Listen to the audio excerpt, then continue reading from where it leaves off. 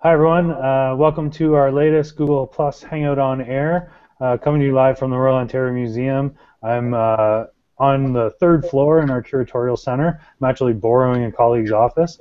My name's Ryan Dodge, I'm the social media coordinator here, and I've got a very exciting hangout. We're going to talk about groundbreaking discoveries that our team and colleagues around the world have made at the Burgess Shale out west in Canada. And we've got the live Q&A on this Hangout, so if you have any questions, type them in there and we'll get to them. We're also monitoring Twitter. The hashtag is AskRom, so if you have any questions, you can ask there as well. So I'd like to introduce Jean-Bernard Caron. He's our curator of invertebrate paleontology. Jean-Bernard, can you introduce who you have with you and your colleagues? Sure. Hello, everyone. So I'm working here at the Royal Ontario Museum on the Burgess Shale collections, and here is my PhD student, Cedric Aria, who can talk about what you do here. Yeah, so I'm doing my PhD on the evolution of arthropods, so using mostly the Burgess Shale material, and I'm trying to understand how the modern groups of arthropods, spiders, insects, myriapods, have arisen from the first forms. I'm studying their morphology mostly.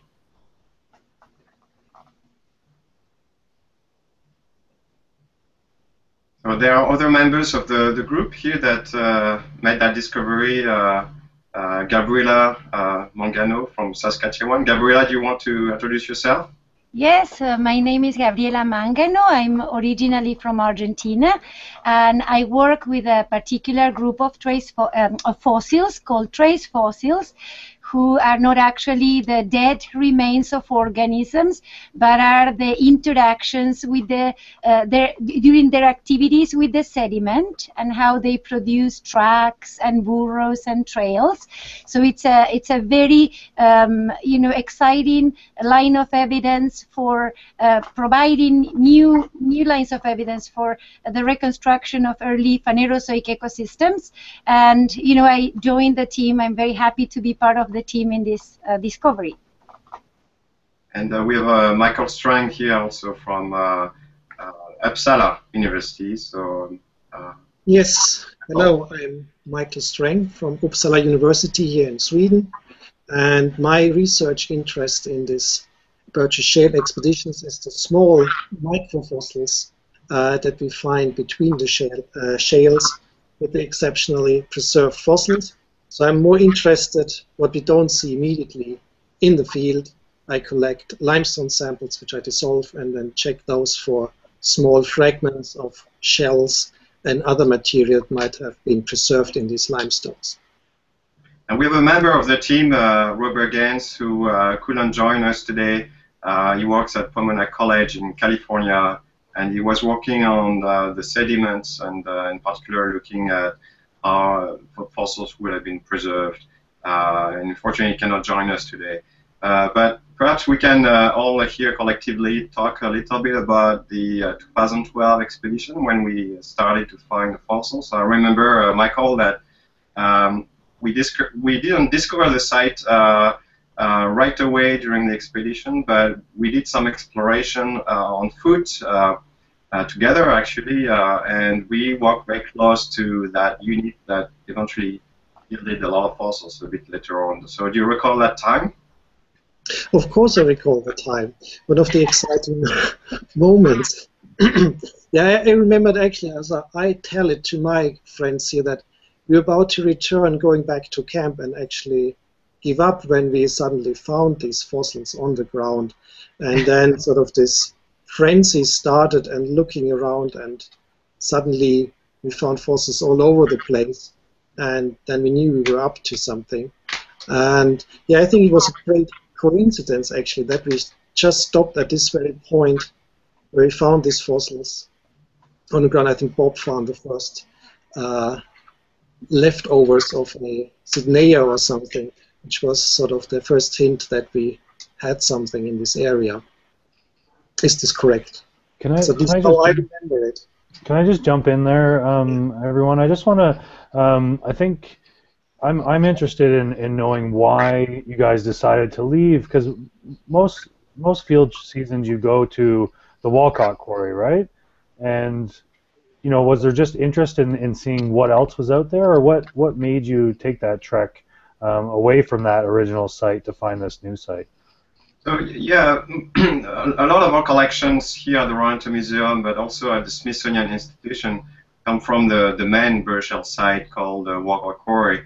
It is a world-famous site, in fact, a UNESCO World Heritage Site in Yoho National Park, and it's very, very nice. There's a lot of fossils in there. More than 150,000 specimens were collected, representing about 200 species. So we know that place quite well, but what we don't really know is about the lateral and temporal extent of this community during the Cambrian period. So one of the goals of the expedition that I started to lead in 2008 was to look for other fossil deposits with Burgess Shale type fossils in the area of Yoho and other mountain parks. So the 2012 discovery is really part of that process of looking for new fossil sites.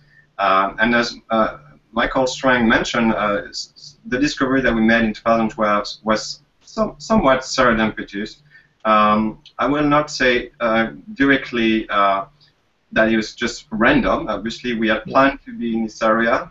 We had planned to do a campsite there. And the rock unit that we're interested to look at actually turned out to not be that interesting. We also had some technical issues with the tools we had, so eventually we look around, and on the other side of the valley, really, we had that splendid new site. So yeah, that's part of that process of looking for new horizons. Do you have any comments, members of the crew here? Well, I have to say that it's a super exciting site because contrasting with the typical localities from the Walcott Quarry, where trace fossils are very small, so these are biogenic structures, we record the activities of organisms on the sediment-water interface. The trace fossils in this particular site are fantastic, are incredible in terms of density, in terms of their morphologic detail. They are very dense pavements, and so we can actually get a closer look at the ecology, the benthic ecology, and try to actually see the organisms that used to be members of that community. So from an ecological point of view, this is, I could say, worldwide. It's a unique locality. Michael, do you have any thoughts about the small shelly fossils? Well, from my perspective, it's not the world's most amazing site. The carbonates we found there are very rare fossils in it, but also some very nicely preserved ones. So we can add something to the diversity of the complete fauna that lived during this time in this area. So that's quite interesting, of course. Although the shelly fossils and the carbonates are extremely rare, we have a variety of brachiopods, bivalved organisms, and also small bivalved arthropods, which might be of interest to the arthropod researchers at the ROM, which are currently to be published. So there is something, and I hope to find more this summer when we go there again to check also the overlying formations for maybe some more fossils that might relate also to the community at this new locality. So Michael, do you have a sense that some of the fossils you found also are widely distributed during the Cambrian, or is it more unique to that side or to? Actually, these small bivalve arthropods we found are new to North America, but known from elsewhere. So it's quite interesting. It opens up sort of new relationships to other continents at this time, potentially, but this is all still ongoing. The brachiopods we find are quite common ones, and some of them were already known from the area, but also some new forms, which are typically for North America, and potentially something new, also ongoing research. But otherwise, at this site, there's a few sponge spicules, but this is nothing too exciting yet. Still processing samples. Maybe there will be more. In terms of the sub-bodied components, the fossils, the larger fossils that we find in shell layers, we have about 55 species so far. At least 12 new organisms were found. And this shows that there's a high potential for future discoveries. I mean, we only spent less than 2 weeks there, collecting mostly from talus slopes on debris that had collapsed from higher levels, but also from some quarrying operation. So there's a lot of potential with the microfossils, the larger fossils, for increasing our understanding of Cambrian communities. What's remarkable, perhaps, with this particular community is the concentration of arthropods and the quality of preservation of arthropods. And Cedric, you want to say a few things about that? So, as Michi mentioned, there are arthropods that were previously only known from China. So there is a geographic component, maybe ecological. As Jean-Bernard mentioned, there is a high quantity of arthropods. So among more than 20% of new species that we found, there a large part of them are arthropods, new arthropods. And since the Burgess Shale has been known for more than 100 years old, finding new species is quite extraordinary. And the arthropods are indeed the highlight of the site, not only by their abundance, but by the quality of preservation. And we have found among those new species, but also species that were known before, we have seen the preservation of appendages, features, morphological features that were or either rarely preserved before or absolutely not preserved. There's certain appendages, certain internal organs that were revealed. And again, yes, it was a very short period of quarrying. So we can expect to find even more outstanding preservation in the future. And there's a few of the arthropods that we have found so far that were already stunning enough to deserve immediate studies.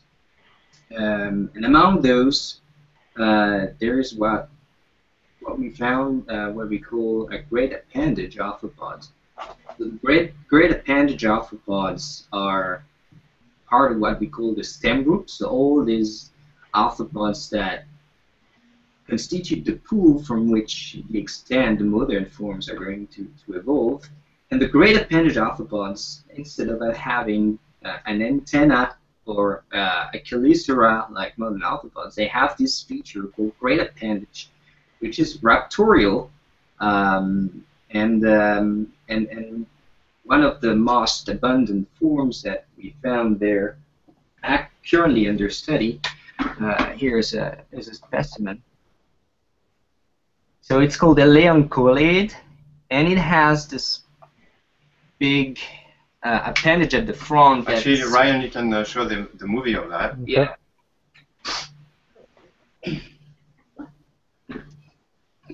So it may look remotely like a shrimp, but it has no specialization of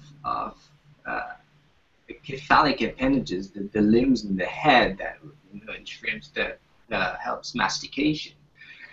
The main feature of this arthropod is really those frontal appendages that are not only raptorial with claws, but they also they are filaments that were probably sensorial. So leoncolids as a group, they were known before, but this one is exceptional by its several features, including its size, a very spiny appendage, and preservation of its internal features.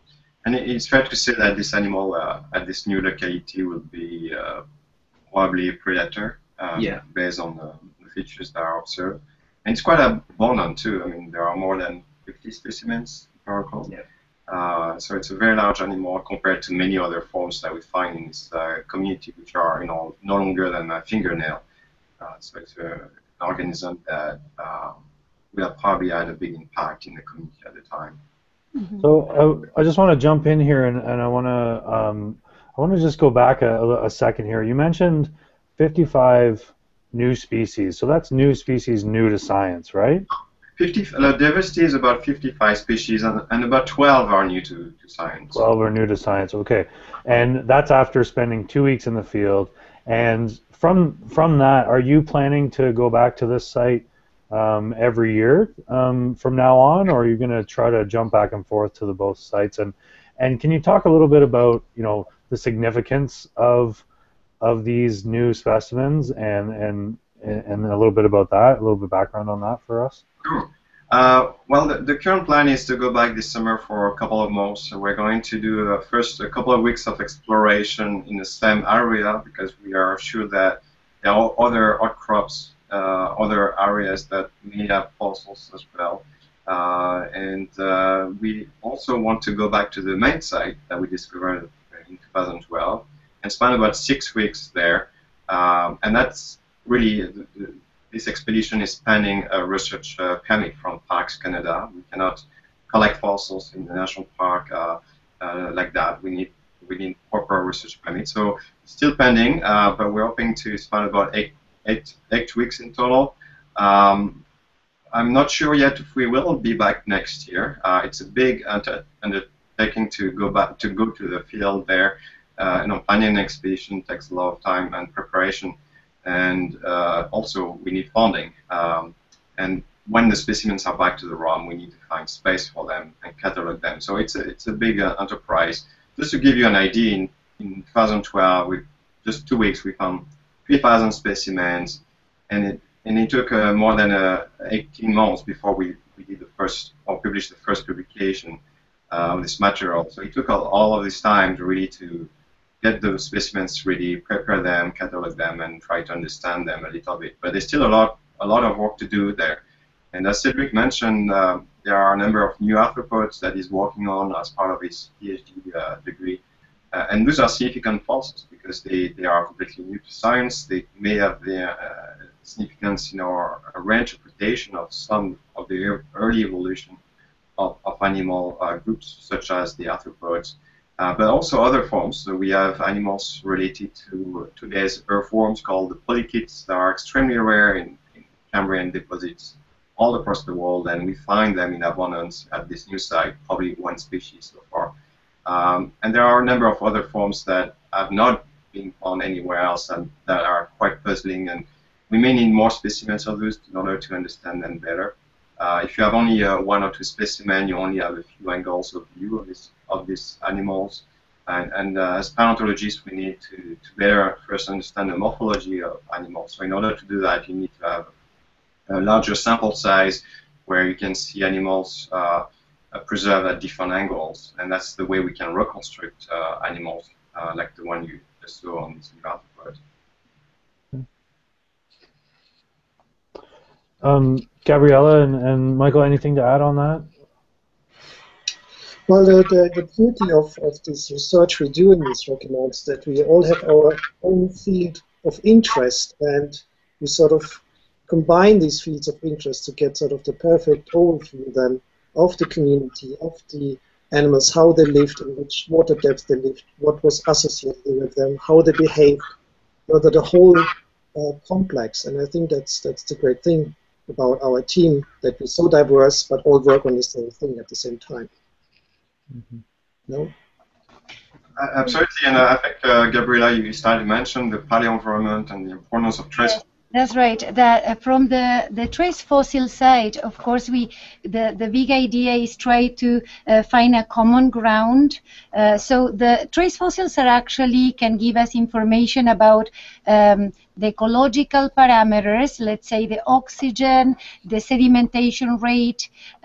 So, for example, in this new locality, we have we have evidence of very high sedimentation rate, but we also know that we need windows for the colonization of those surfaces which are full of biogenic structures, so we can actually get a more precise picture of how these communities actually were living, you know, under which oxygenation conditions, how was the sedimentation rate, and you know, not only can we try to depict a little bit better the environmental conditions, we can try also to enlighten the paleobiology of many of those organisms, right? Because the producers, the trace makers of the biogenic structures are most likely within the collection of organisms, or there is a high probability that there will be there.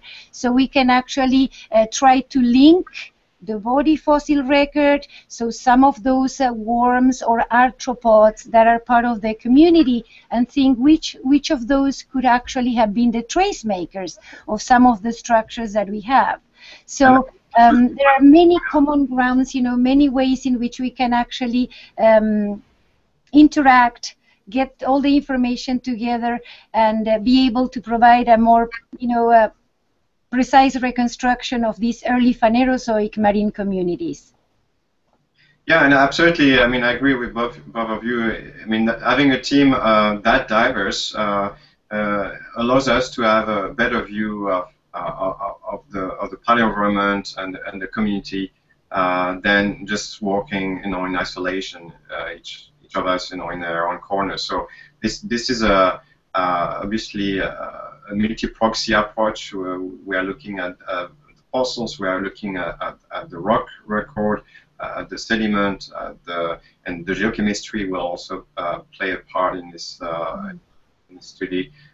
So there's a lot of fields involved in a project of this kind, and it's important to collaborate in order to have a better picture. Obviously, you know, going to the field like this is can be a tricky exercise. It's expensive. It takes time, and we want to gather as much information as possible when we go to such places, in particular in national parks. So that's why you choose this diverse team, right? So that you can gather as much information as possible. Jean-Bernard, I want to show some of the photos that you sent me. Just your camp setup and just the locality and the tools of the trade and things like that. So I'm going to show a few here, and I wondered if you could just, or Gabrielle or Michael, if you could talk a little bit about what we're seeing. Oh, beautiful! Did you guys order those rainbows to show up, or was that? Well, actually, what you see is the campsite close to the Marble Canyon locality, and you probably see at the front there is a series of white poles, and this is to all the what we call the bear fence, which is an electrical fence that goes around the campsite, and that's supposed to keep us away from interacting with bears. And probably Michi or Michael, as you know, can see his tent here. You may have some adventures that you want to tell. Yeah, the campsite. Well, it was very picturesque and very lovely situated. And unfortunately, I think this summer we go somewhere else. I liked it there very much next to the forest, although we didn't see any bears. Well, luckily, I don't know how to feel about that. We made so much noise, I think, when we landed there with the helicopter that the bears also probably left this area for good for the next 20 years, which might be good for this summer to have a relaxed working atmosphere that you don't have to be afraid of bears. But we will see. And I hope our this year campsite will be as cozy and we have rainbows again, hopefully. Well, it's certainly a lovely place. It was a lovely place, close to a small river. We could access the water there, you know, for even for drinking, of course, and it was relatively flat for the tent. So it was a lovely place, except that it's a bit close to the slope, as you can see on the left. And I remember that. And potential rockfall. So there was not only potential. Yeah, not only potential. That actually did happen. So we are going to move to a place that is slightly more secure. But obviously, working in the mountains, has its own risks, of course. And this is a view of the quarry site where you can see some split shales on the left here, the blue color rocks. You see fragments of rocks here. Each of these fragments have fossils on them, and they have been they were catalogued on site and then eventually packed and put in bags. And Cedric is looking at me right now because he probably remembers some of it. Each of them is carefully packed in a number of newspapers, sheets, very carefully for repetitively, and this is needed because we want the fossils to be protected while they travel by helicopter and then on the road. So, but it's an endeavor in itself to package the fossils and put them in the bucket. Yeah, so I mean, it takes quite a bit of time for expedition to do that part, to inventory them in the field, to put numbers on the rocks, pack them carefully, and that's a process, and it can be can take some time, of course. And one thing I didn't comment about is the tools that are there. You can see jackhammers and also rock hammers and chisels. Jackhammers are powered by a generator, and we use it to extract larger blocks or blocks that are too big to be split manually, really. And we are going to use these sort of tools this summer as well. But we don't use dynamite. It's a national park, and this is not there. So this shell is particularly tough. Yeah, it's very tough to split. Absolutely. Can you talk about that, actually? Well, except from the fact that the usual technique to split the shell is really carefully along to look for the breaks that are already existing in the shell and take advantage of these breaks to split further. But there's a number of times that this particular shell is so compact that you often just end up with chips. You see the block that you. So I mean, the rock layers would have been, the sediment would have been deposited flat during the Cambrian period 500 million years ago, and sediment would have buried all these animals horizontally like that. So today you see these blocks of rocks are with layering, and that shows the the different events that happened during that time. So when you extract the rock, you take a block, as Cedric mentioned, you flip it 90 degrees and try to split it along this plane here, what we call the bedding plane, using chisels and hammer. And sometimes it does work, and if there's a big fossil like this one here, you will go through the fossil on top of it. If there are very small fossils, it's unlikely that the split will go through them, and so it's kind of random sometimes often to see very small fossils or to find very small fossils. And by doing this, by splitting the rock, you never know what you are going to get, really. There's really a high number of very small fossils, as Jean-Bernard mentioned before, so it's still worth it to split as much as possible, even though to some point it becomes very hard. One thing I didn't mention, this block here was cut with a rock saw on this side, This is a natural break here and here. And the reason is that we don't want to damage this fossil by extracting it using chisel hammer alone. So the rock saws are really useful in order for us to cut the blocks around fossils to avoid damaging them, basically. Mm-hmm. So everyone, we've only got a few minutes left. I wondered if there was any last words. I just wanted to show the Burgess Shale website that we worked on, that the museum worked on with Virtual Museum of Canada. But Michael, Gabriella, is there anything that you're working on that we could share with everyone before we go? Well,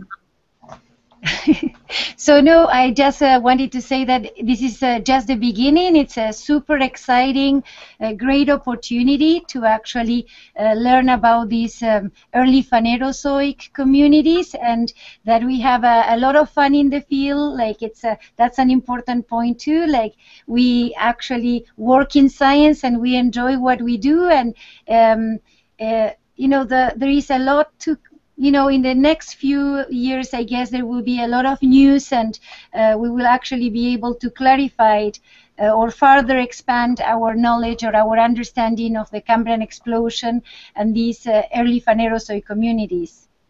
Trying to integrate, as we said, trying to have this sort of combined approach of looking at all possible available lines of evidence, right? Not only the body fossils, which are the traditional Burgess Shale type fossils, but also looking with more detail at the trace fossils, at the sediments, at the geochemistry, at the small shelly fossils, and trying to make the best possible approximation to these, you know, long ago gone communities.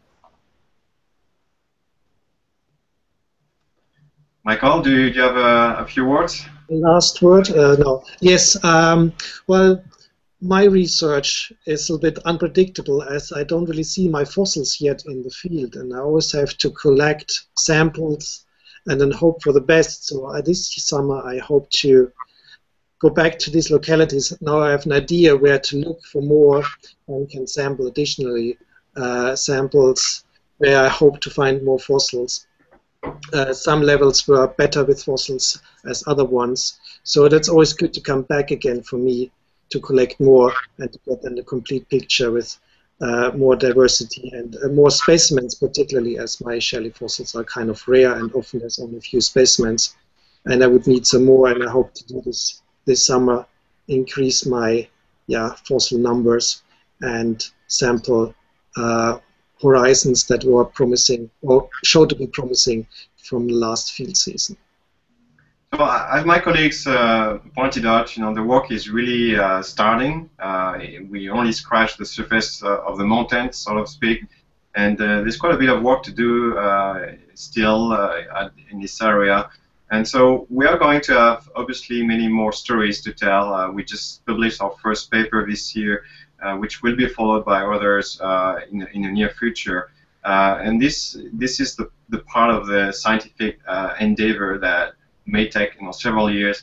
But in the meantime, we are trying to share what we find by publicizing some of the work we do, by doing press releases. And at the ROM, we are planning a gallery of early life, which we hope to open in the next few years, which will include some of the highlights of our most recent expeditions to this new locality in particular. So this will be an opportunity for the public to know what we are doing, and also for Parks Canada to help understand the visitors of the park what sort of fossil resources they can see or they can learn about. So eventually, you know, we're hoping that in collaboration with Parks Canada, we might be able to integrate a small public display closer to the Marble Canyon site, maybe along the highways there, where, you know, people can learn about what's happening and what has been found around. So the work really will be shared as much as we can. And in the meantime, we are going to keep growing our collections here at the ROM and increasing the importance of these collections for science, really. So, Cedric, do you want to say something? And one thing I didn't mention, of course, with Cedric here being close to me, is that this material is the basis of several graduate student projects, including Cedric, of course, but there are at least a couple of other students involved with this material, and I can see in the future the material being studied by other students as well and other researchers across the world. But I should leave the last word to Cedric here. Well, not very much to add to this, but for me, it was really wonderful opportunity, considering that, well, I arrived to do my PhD just before we went to the field, and nobody could have really expected that we would find such a place. So I feel pretty lucky about what happened and the situation right now, and I'm really excited to go back, because I've seen some of the new arthropods, and I definitely want to find more. Thank you, Ryan. That's great, guys. Thank you so much. And I just want to say that I really appreciate all of you taking the time out of your busy schedules to share this really important work with us. I think it's great that you're all working together to bring all of your different disciplines and specialities together to give us a real picture of the Cambrian period. I can't wait to see how that will manifest in online exhibits and galleries and all that kind of stuff. Just before we go, real quickly, I wanted to share this great website for everyone, Burgess Shale. It's a partnership between us and Parks Canada and the Virtual Museum of Canada. Check it out. There's some great 3D reconstructions of some of the specimens. And, of course, you can always get in touch with us through our website, through social. Thank you so much, everyone. Thank you for, and thank all the viewers for watching. Thank you. Thank you. See you soon. And one thing I didn't mention, but if you want to know more about Marble Canyon site, there is a blog about the Marble Canyon site that you can read on the ROM website about the story of these fossils. So please log in on rom.on.ca to learn more as well. I'll just show that right here. There it is. So, all right. All right. Thank you so much, everyone. Have a great afternoon. Thank you. Bye-bye.